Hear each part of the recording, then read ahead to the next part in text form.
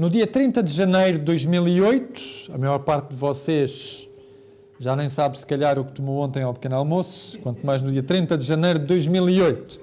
Mas a Vila da Azambuja viveu um fenómeno insólito.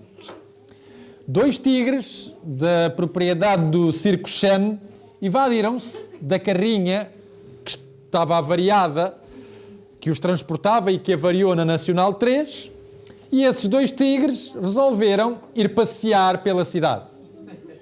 Eram 6h30 da manhã, e é de manhã que começa o dia, por isso eles aí foram, tranquilamente. Um deles conseguiu ser capturado, ou melhor, os funcionários do circo conseguiram capturá-lo. O outro, como estava ferido e assustado, não foi fácil de o capturar, pelo que tiveram que se chamar 25 militares da GNR, da Equipa de Proteção da Natureza e Ambiente, mais alguns elementos da Proteção Civil, e durante 5 horas andaram a brincar ao gato e ao rato, até que conseguiram cercar o animal e sedá-lo, portanto, pô-lo em condições de ele ser transportado. E o incidente não teve consequências mais graves, a não ser este insólito, que no momento em que já nas notícias do telejornal se começava a falar da grave crise financeira que começava a assolar a Europa, 2 tigres resolveram mudar um bocadinho o panorama. E é justamente pensando num encontro com os animais desta natureza que eu vos convido a abrir as vossas Bíblias no livro de Provérbios, no capítulo 22 e no versículo 13. Livro de Provérbios, capítulo 22, versículo 13. E diz assim: diz o preguiçoso, um leão está lá fora, serei morto no meio das ruas. Sabem que os livros de sabedoria e a Bíblia não são muito simpáticos com os preguiçosos. O Eclesiastes diz que pela muita preguiça desaba o teto. O preguiçoso é descrito como alguém que passa o tempo a dormir, a inventar desculpas para não trabalhar, alguém cuja vida será mais difícil do que aquele que é diligente. Também o apóstolo Paulo fala contra aqueles que não querem trabalhar. E há uma passagem do apóstolo Paulo, que está na segunda epístola aos Tessalonicenses, no capítulo 3, eu não irei ler, mas que deu origem a um provérbio português: aquele que não trabalha, não come. Se os irmãos repararem, na parábola que Jesus contou sobre o servo mau que espancava os seus conservos, é dito nessa mesma parábola que, além de mau, ele era preguiçoso. Também na tradição católica, sobretudo com Gregório Magno, a partir do século IV, e com João Cassiano, a preguiça ficou incorporada nos 7 pecados capitais. Se os irmãos se lembram desses pecados: o orgulho, a avareza, a inveja, a ira, a luxúria, a gula e a preguiça. Quando nós procuramos definir a preguiça, há 2 maneiras pelas quais o dicionário define a preguiça. Primeira maneira, a preguiça é aversão ao trabalho. A pessoa não gosta de trabalhar. Segunda maneira é trabalhar com lentidão. Aqui ela já gosta de trabalhar, mas a velocidade que ela imprime ao trabalho é uma velocidade mais baixa. Trabalha mais lentamente. Mas sabem, a preguiça às vezes pode ser útil. Por exemplo, a preguiça é o nome que se dá à corda que dirige o peso dos guindastes na serralharia. E, portanto, ela é útil. A preguiça é também o nome que se dá ao aparelho que serve na serralharia para encostar uma barra de ferro na qual se trabalha. E, portanto, aqui temos uma outra utilidade para a preguiça, não sei se os irmãos sabiam. A preguiça, e agora para os nossos exploradores, é também a designação de uma espécie de mamífero da família dos badiprodídeos. É a família da preguiça. Exatamente. E há uma localidade na ilha de São Nicolau, em Cabo Verde, que se chama Preguiça. E os seus habitantes são...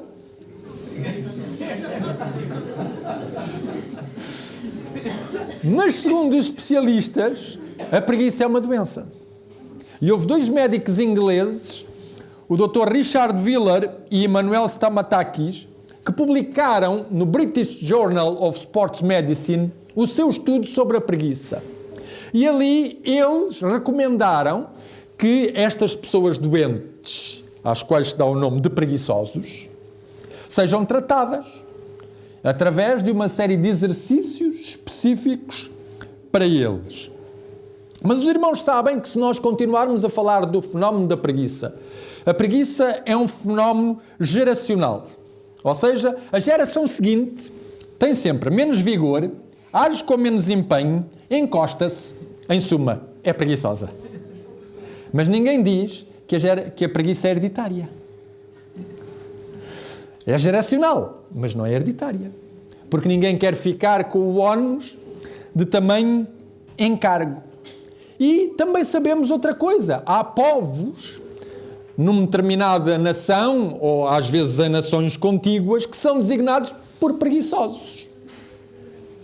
E fazem-se anedotas sobre essas pessoas. Cada país deve ter a sua localidade ou a sua região em que as pessoas são consideradas desta maneira. Mas se os irmãos verificarem, todos nós já tivemos momentos de preguiça. Por exemplo, a seguir a um bom almoço, quem é que vai trabalhar com o mesmo empenho com que trabalhou durante a manhã? É difícil. Às vezes, em certas condições, sair da cama também não se faz com a mesma rapidez com que se faz noutras. É um facto. E mesmo eu, enquanto eu escrevi esta reflexão, eu estava com o cabo do computador desligado e estava a trabalhar na bateria. E sabia que a bateria ia falhar a qualquer momento. Mas eu estava tão empenhado que tinha o cabo ao lado, podia tê-lo ligado logo, mas não, deixei o ecrã ficar às escuras. Ou seja, tive que me lembrar do que é que tinha escrito antes, para quando ligasse o cabo, voltar a escrever. Mas regressemos ao nosso texto de hoje. E o texto é muito claro. O livro de Provérbios, com que nós começamos, portanto, no capítulo 22 e no versículo 3, o preguiçoso diz: um leão está lá fora. Porquê é que o livro de Provérbios está aqui a criticar esta pessoa? Se o leão fosse real, não era um preguiçoso, era um sábio. Se a polícia estivesse a passar na rua a dizer: não saiam de casa, está um leão na rua, quem de vocês é que sairia? Eu creio que nem um adepto do Sporting. Mas o que acontece é que aqui o leão não é real. É um leão imaginário. E é por isso que o sábio Salomão critica esta pessoa. Porque aquele leão não existe. É uma desculpa para esta pessoa não intervir, para esta pessoa não agir. Ora, há uma citação engraçada. Vocês sabem que às vezes nós temos medo de pessoas muito pensadoras. E há um que eu admiro muito, que se chama Immanuel Kant.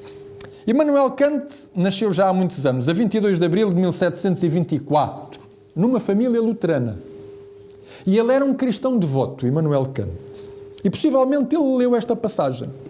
Porque ele escreveu um artigo, um documento, o que é o iluminismo, e parece que numa dissertação que não tem nada a ver com isto, a determinado momento o Immanuel Kant vai dizer assim: a preguiça e a cobardia são as causas porque os homens, em tão grande parte, após a natureza os ter há muito tempo libertado do controlo alheio, continuam, no entanto, de boa vontade, menores durante toda a vida. E também, pela mesma razão, a outros se torna tão fácil assumirem-se como seus tutores. Ou seja, o que Immanuel Kant está a dizer é uma coisa muito simples. Nós encontramos sempre pessoas que gostem de alguém que pense por elas. De um médico que decida qual a dieta que elas devem ter. do pastor que diga qual a consciência moral que elas devem desenvolver. Há pessoas assim. Há pessoas que não concebem a ideia de arriscar, de decidir por si próprias. Após Jesus nos ter dito: conhecereis a verdade e a verdade vos libertará. Ou seja, vocês têm a capacidade, eu dotei-vos da capacidade de vocês próprios decidirem pelo vosso destino.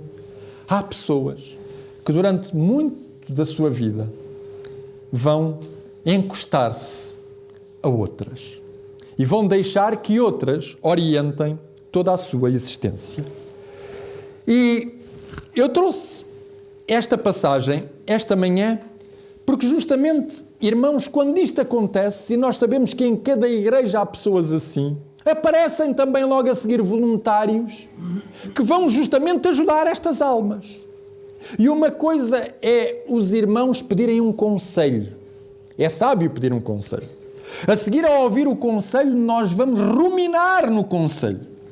E depois de pensarmos no conselho que nos foi dado, nós vamos decidir o que fazer. Isto é sábio. O que não é sábio é alguém não ser capaz de viver a sua vida e acabar a viver em segunda mão a vida de outro. Isso é que não é sábio.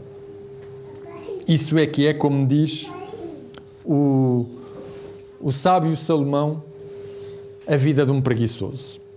Mas sabem, há outros leões imaginários que povoam as nossas zonas de conforto e que nos impedem, se calhar, de sermos cristãos mais autênticos e mais capazes. Algumas das nossas tradições e alguns dos nossos mitos são autênticas zonas de conforto onde muitos dos adventistas se refugiam para não pensar nas decisões sérias que têm que tomar na sua vida. George Knight escreveu há alguns anos atrás um livro, eu não sei se ele alguma vez foi traduzido para português.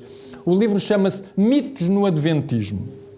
E entre um desses mitos, George Knight fala do profeta inflexível.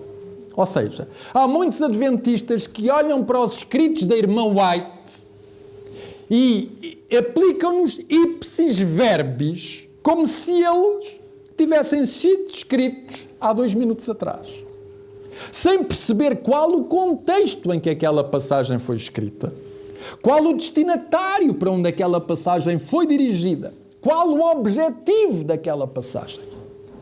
E chamam-se a essas pessoas, e este é o mito do profeta inflexível, porque as pessoas que fazem isto tornam a irmã White aquilo que ela nunca foi, um profeta inflexível. Um profeta irredutível.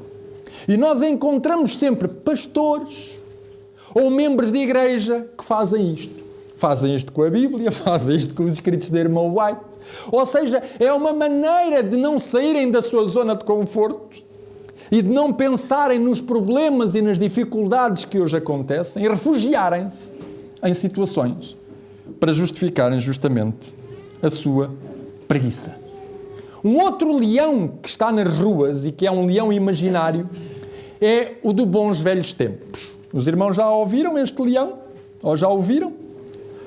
Antigamente, no tempo dos pioneiros, é que era bom. Aí é que era bom. E há irmãos tão desejosos de viverem no tempo dos pioneiros que refugiam-se. Criam comunidades. Eu conheci algumas agora durante a pandemia. De repente, eu estava noutra igreja, como os irmãos sabem, e ouvi falar de irmãos. Não, o irmão já foi para casa, já foi para o outro lado, ou foi para São Tomé, ou foi para Cabo Verde, ou foi para aqui, ou foi para acolá, e criou uma comunidadezinha na selva. Olha, está ali, à espera que a vinda do Nosso Senhor venha. Se calhar ainda lá está, não sei. E o que acontece é justamente isto. Às vezes nós vemos na televisão, ou alguém já foi, se calhar aos Estados Unidos, e viu uma comunidade de crentes que se chamam os Amish. Os irmãos conhecem-nos, são aqueles que andam carrocinha do século XVII, século XVIII, emigraram para os Estados Unidos e nunca evoluíram com a evolução da sociedade. Ficaram sempre na mesma e mantêm o seu estilo de vida como se nada tivesse acontecido. E é uma maneira simples de negar uma realidade e de poder fazer face àquilo que são os desafios dessa mesma realidade. Um outro leão que atormenta a Igreja é o leão do ecumenismo. O leão imaginário do ecumenismo. Não. Nós não queremos nada a ver com essas pessoas. Queremos continuar a ter as mesmas definições com que nós as encerramos nas nossas caixas. A Igreja Adventista não é ecuménica. Ou seja, nós não fazemos uma religiosidade a partir de bocados que vamos buscar à esquerda e à direita numa religião sincrética. Mas a Igreja Adventista promove o diálogo interreligioso e o diálogo interconfessional. Porque só quando eu dialogo com o outro é que eu o posso conhecer. É que eu o posso reconhecer como meu irmão. É que eu posso perceber quais são as especificidades da sua vida espiritual e, se calhar, quem sabe, aprender com ele. Nós não temos medo da realidade. E não nos fugimos. Não nos refugiamos em leões imaginários. E podíamos mencionar outros leões imaginários que muitas vezes nós temos e que nos impedem de agir. E como é que nós reagimos com esses leões imaginários? Gostaria de vos deixar algumas dicas tiradas da própria Bíblia. No livro de Juízes, no capítulo 14 do livro de Juízes, os irmãos têm uma história de um leão real. Este não era imaginário. O que ele nunca imaginou é que encontrasse um homem real. Pensou que era um homem menos forte. E não viveu para contar a história.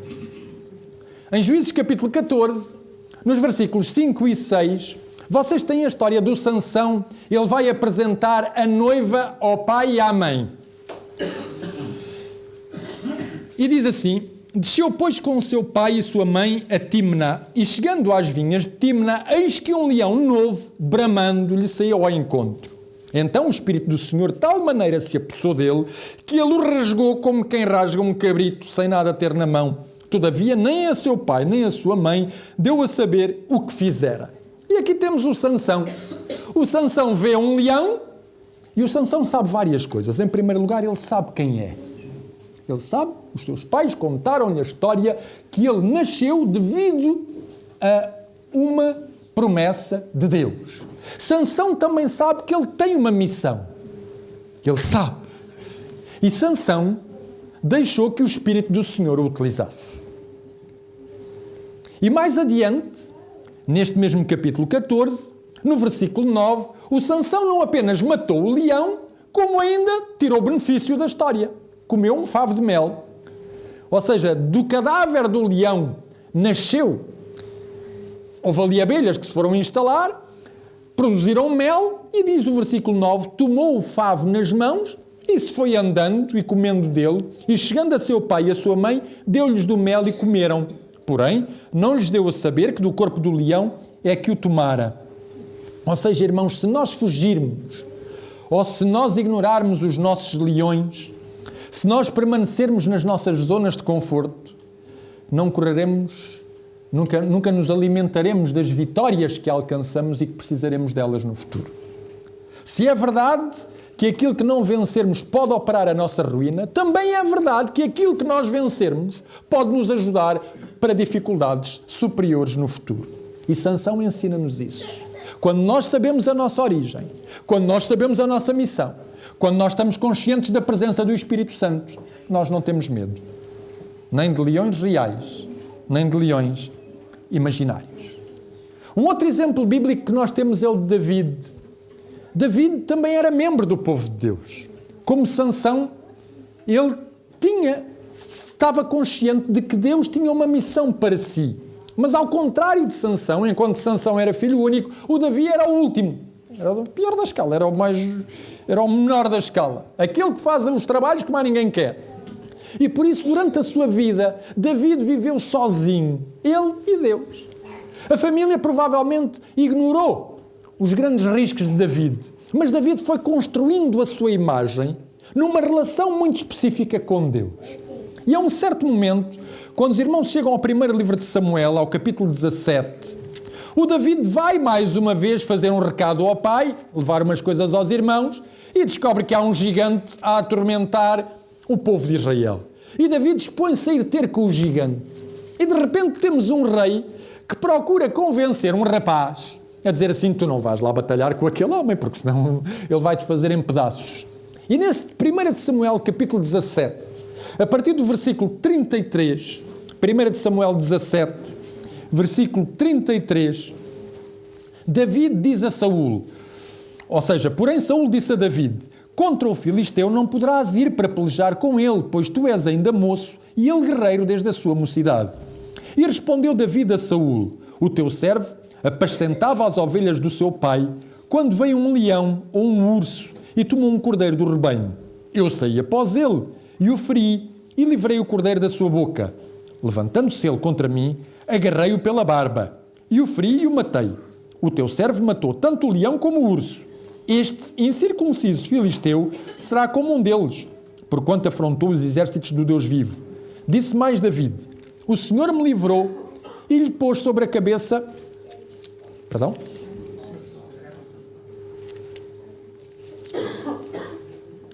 O Senhor me livrou das garras do leão e das do urso, ele me livrará das mãos deste filisteu. Então disse Saúl a Davi, vai-te, e o Senhor seja contigo. Aqui nós temos dois ungidos face a face. Um deles tem o poder, tem a instrução militar, mas não tem a coragem. O outro não tem o poder, não tem a instrução militar, mas tem a coragem. Destes dois ungidos, só um tinha uma relação efetiva com Deus que o permitia afrontar o que quer que fosse. Leões reais ou gigantes. E às vezes isto é útil, irmãos. Porque nas nossas comunidades nós não temos só às vezes leões imaginários.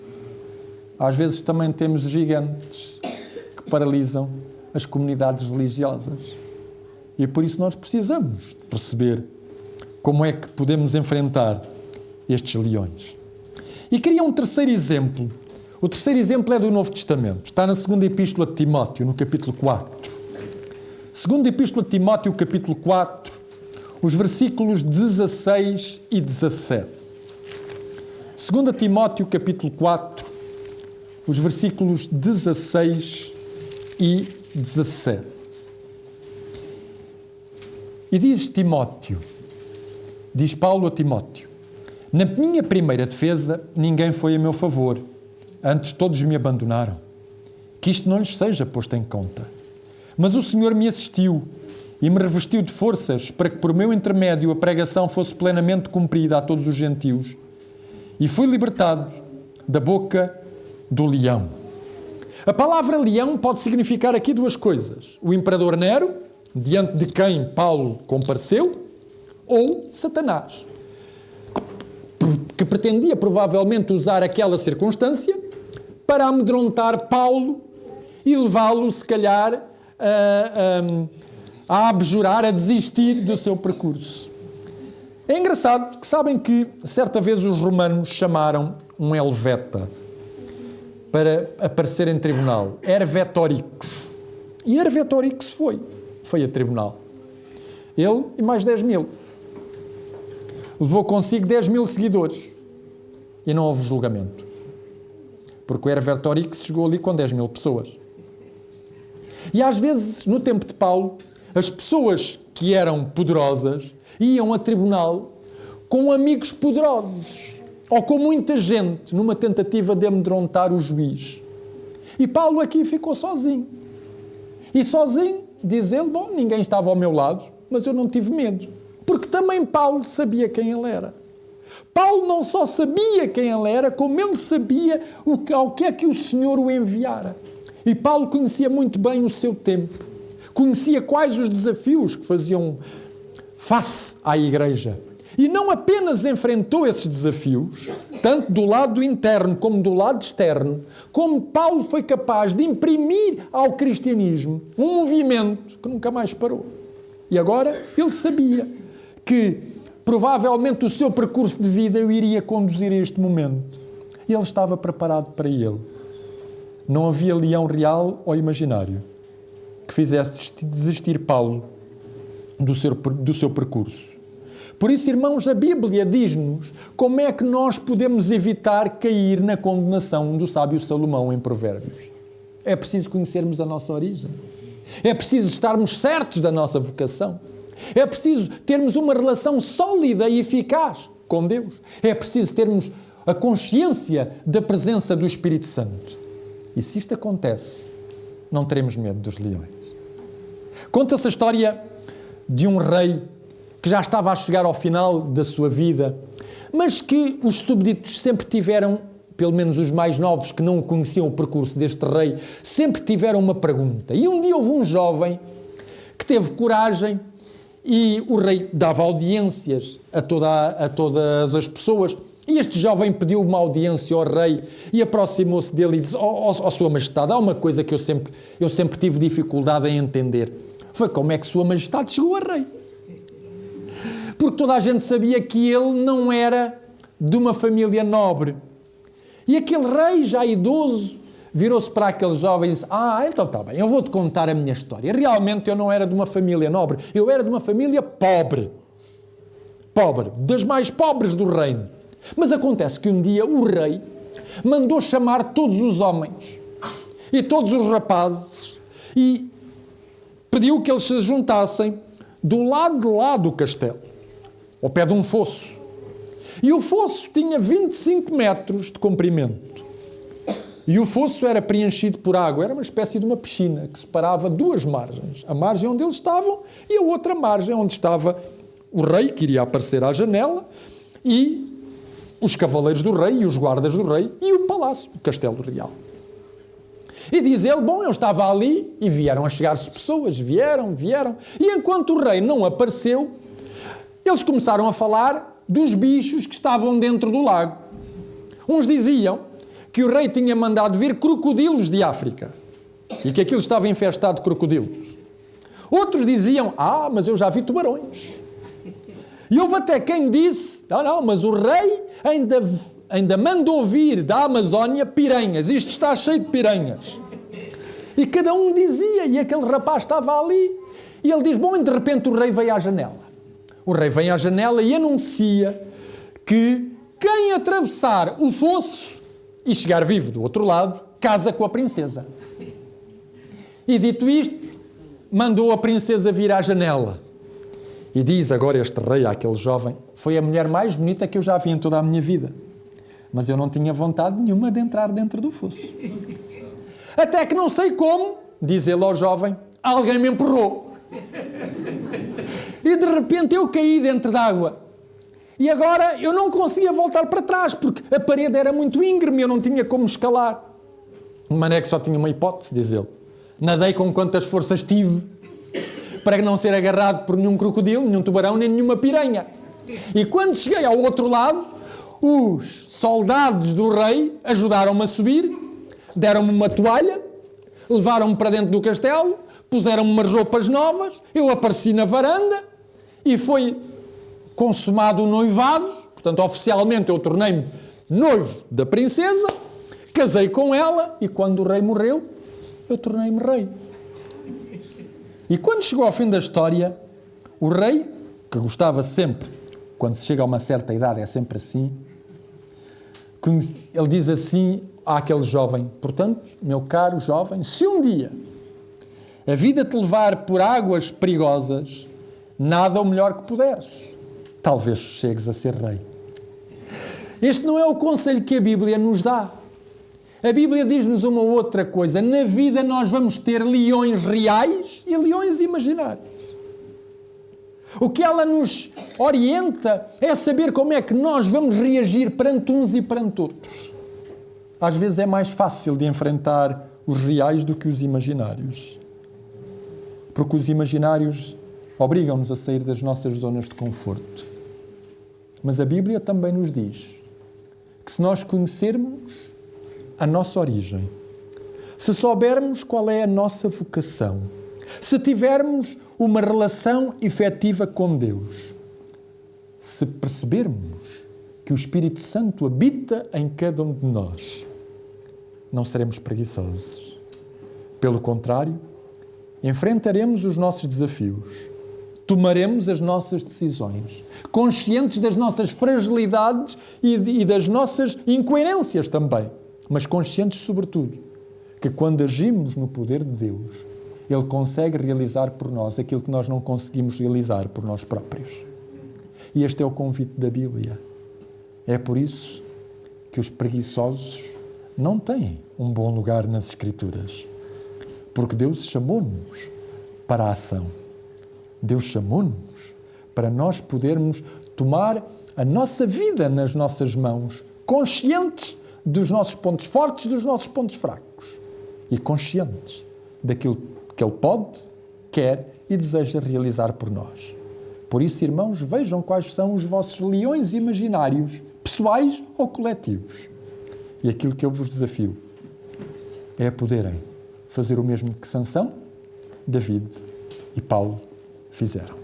Que Deus nos ajude a podermos tomar a nossa vida e as nossas decisões em mãos e seguir em frente, de acordo com a vontade e a orientação do Senhor. Amém.